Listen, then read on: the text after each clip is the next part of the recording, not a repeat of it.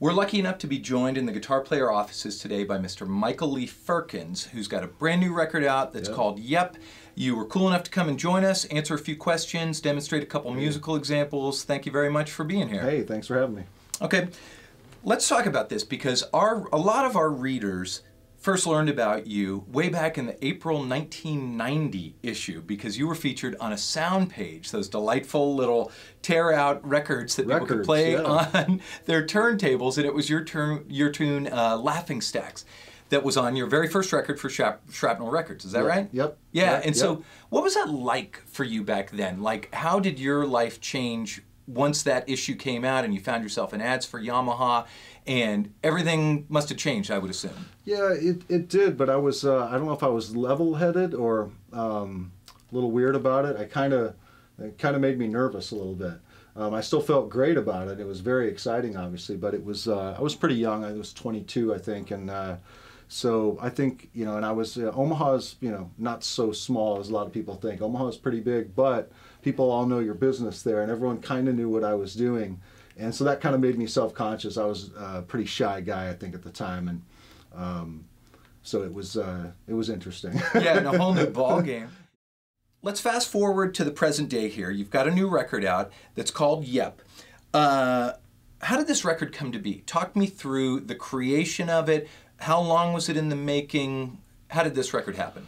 Well, the whole record took about 9 years. But I did a record in between. I call it the intermission, and I recorded a record called Blacklight Sonatas, and it was just to kind of get me on a fresh batch of songs and record real quick like that, so that I could kind of prove to myself I could even do that, because I was stuck on this one record, and it was my first vocal record. So, granted, that's kind of you know, a different situation for me. But so I took this intermission, did this other record, and then got back to the record, the original record after that, and it again took a while.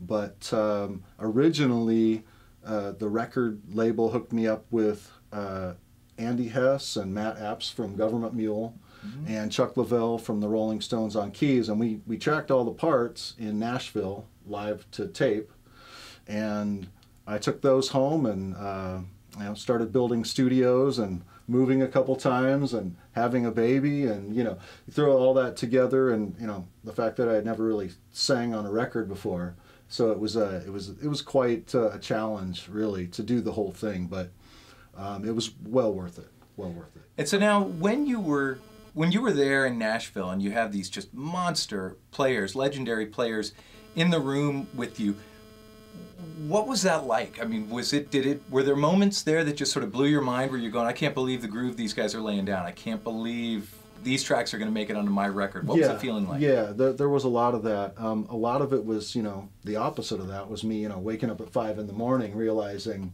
you know, I hope I'm picking the right key to track this in, because you can't switch it later, especially with a killer B3, and, you know, so that was probably on my mind early in the morning. Okay, let's commit to this key.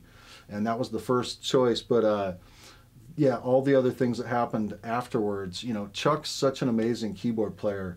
I just couldn't even believe it. You know, I wasn't really prepared for that.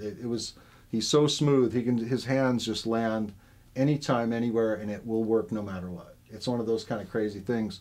But the most, you know, challenging part of it was the fact that I hadn't played live in a long time. And so I'm walking into a studio with these guys that have just toured for a year. Right. And I'm just like, God, that's what I want to be doing, you know. And so that was tough, but, you know, I still had my tunes, and I believed in them, and they did too. And we kind of went in there and 3 takes or less, just really. And there was, you know, a couple high moments for sure, and a couple accidental things. Yeah. But it was pretty amazing watching it all happen quickly. You know? Okay, and if readers want to keep up with you on this and find out more, where can they go? MichaelLeeFirkins.com. That's got, you know, all the links to anywhere you need to go. Okay, good. Yeah.